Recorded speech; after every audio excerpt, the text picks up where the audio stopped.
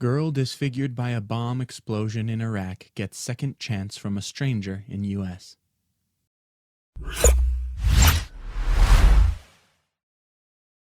But before we start, please give the video a like and make sure to subscribe to Wonderbot and hit the bell so you'll never miss any uploads from us.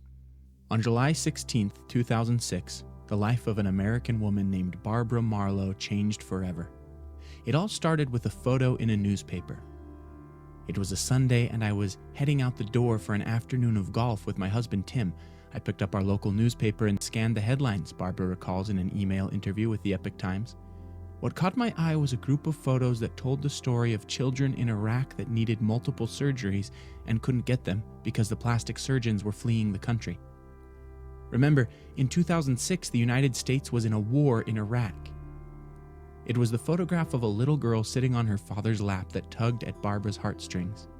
The child was a 4-year-old girl named Teeba Furat Fadhil, who had lost most of her hair and her face was deeply scarred and disfigured. When Teeba was 19 months old, she was traveling in a taxi with her father and her 3-year-old brother, Yousef, Barbara explains. They ran over an IED. The explosion killed Yousef and severely burned Teeba's face, head, and hands. Her father was left with minor injuries. Coming across this piece, Barbara could not walk away from the little girl's plight. I was so compelled by her eyes that I cut out the article and stuck it in my pocket, she says. Actually, I didn't tell my husband what my plans were initially. Shocking, isn't it? Thankfully and gratefully, he is an awesome man. The article also mentioned that Teeba wanted a wig so that her schoolmates wouldn't make fun of her in school. However, Barbara had a far greater act of kindness in mind than simply providing a wig for the little girl who had by then already stolen her heart. It was also during that time that Barbara's friend had started to work with the University Hospitals of Cleveland. Thus, she contacted University Hospital's Rainbow Babies and Children's Unit. The hospital, alongside a correspondent in Baghdad, responded to Barbara's heartfelt request for help. The latter also agreed to talk to Teeba's family to seek permission for Teeba to come to the United States.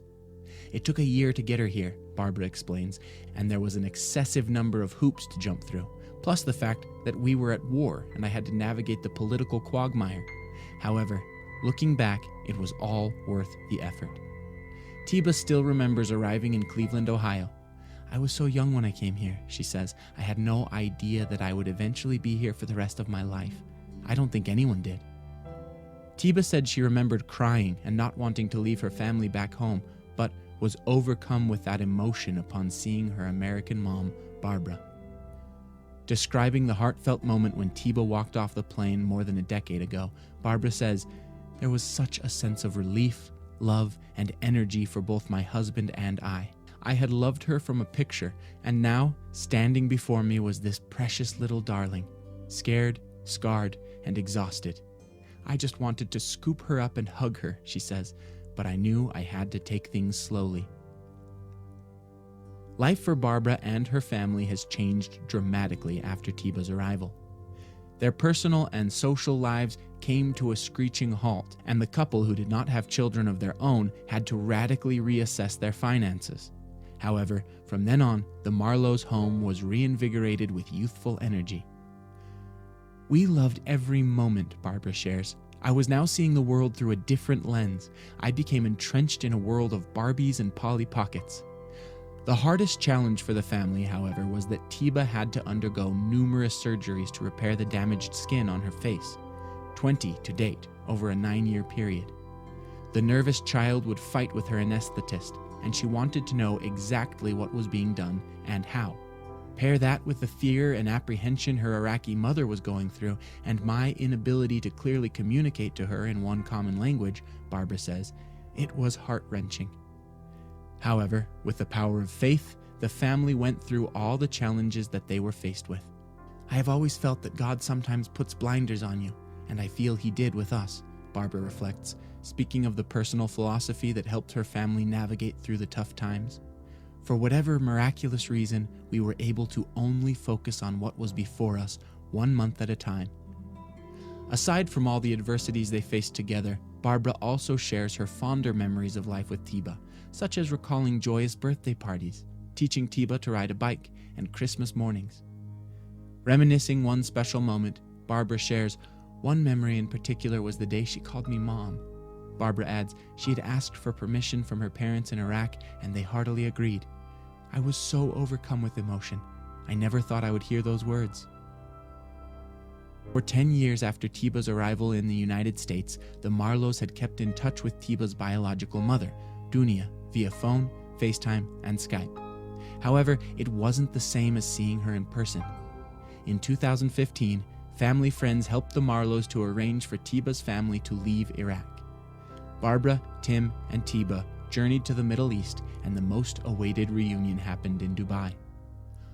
"All I wanted was for my birth mother to think I was pretty, and all this was worth it," Teeba recalls, admitting she was nervous before the reunion. "What would she think of me, and would she approve of me?" But the moment she walked into the room, all the fears disappeared and my worlds collided. "It was a dream I had for a long time, and it was finally happening," Teeba further adds. Barbara harbored nerves of her own, but recalling meeting Teeba's birth mother for the first time, she says, "It was definitely the most emotional and most beloved time ever." The meeting cemented a lifelong friendship. "Her mother is my other half," Barbara says. "In fact, we call each other the Iraqi mom. I try to speak with her at least once a week or even daily through texting emojis." Barbara hopes the families will be able to organize another reunion in the near future. After Teeba had been with the Marlows for just over a year, the family was approached by People magazine to feature in their Heroes Among Us segment. The editor even approached a literary agency in New York, thinking the family story would make for a wonderful book. The agency agreed, Barbara explains, but asked the all-important question: what's the middle? What's the ending? However, the project was shelved while Teeba's journey continued. Years later, Barbara resurrected the book proposal and reconsidered it, especially after their heartwarming reunion in Dubai. "What came to me," she says, "was that now this book could be written from 3 voices: Teeba, her mom in Iraq, and me. We could provide Teeba with her history that she would have for generations to come. A brave face, 2 cultures, 2 families, and the Iraqi girl who bound them together" was released in hardcover in March 2019. Barbara, Teeba, and Barbara's writer friend Jennifer Kieran collaborated on what would prove to be an extremely emotional undertaking. "What the reader will read, these things really did happen," Barbara says. "No exaggeration, no literary license, all true." As for readers' feedback, Barbara says it has been phenomenal. "What really moves me are the huge numbers of people that have reached out to me personally," she adds, crying and telling me about their God moments as well as how touched they were by our journey. "We've been getting calls and notes from all over the world." Looking to the future, it is Barbara's hope that she and her husband live long enough to see 17-year-old Teeba realize her dream of becoming a doctor as well as a wife and mother. "I pray God keeps us healthy," Barbara says, "but more importantly, I pray for the safety and future of her family in Iraq." "I've wanted to be a doctor for many years," Teeba, who has thrived academically, says. "I want to help children, so my first choices were a pediatric anesthetologist because I was always so afraid I thought I could be helpful, and now I am looking at being an obstetrician. I also want to open a free clinic in the Middle East, preferably in Iraq," the teen adds. "I want to pay it forward. I have been blessed."